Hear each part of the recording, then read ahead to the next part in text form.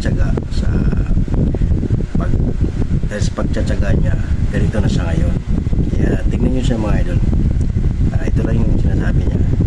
Ganyan. Ang saya-saya, di ba? Pag pinupuntan tayo ng mga newscaster para bigyan tayo ng exposure sa TV. So isang malaking kalangalan yan para kay Diwata Paris. So hindi ko naman sila sinabihan na i-picture nyo ako. So maraming salamat, di ba? Dahil napapansin nila tayo. So isa rin yan sa mga dapat natin pasalamatan. So yan lang. Sa kaya mga idol, yan, nakita narinig nyo ang sinabi niya. Ngayon, sumikat na siya ngayon. Meron na pupunta sa kanya. Mga Jamie, TV na. Kaya sumisikat na siya mga idol. Pakinggan niya ulit yung mga sasabihin niya pa. Ang paganda lang ng paganda. Baka mga sa susunod na araw, yung iba't ibang mga media na ang makita yung Expected na natin yan, di ba? Kasi nauna na Basta abang-abang lang kayo. May mga exposure na tayo sa TV. Wow.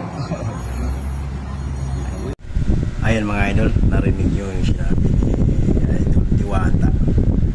Ayan, di ba? Nakita nyo, talagang sumisikat na siya. Kaya hindi natin maisip na kahit gaano tayo kahirap, basta dahil sa pagtsatsaga natin, talagang uunlad tayo. Ito pa yung sasabihin niya. Kung mga viewers natin ngayon dyan, nanonood ngayon sa ating live, sa ating video ngayon, pumunta lang kayo sa Diwata Paris at open tayo na 24 hours. Walang nabago ang price, 100 pa rin ang direct at marami na tayong option na pwede nyo pagpilian. So yun,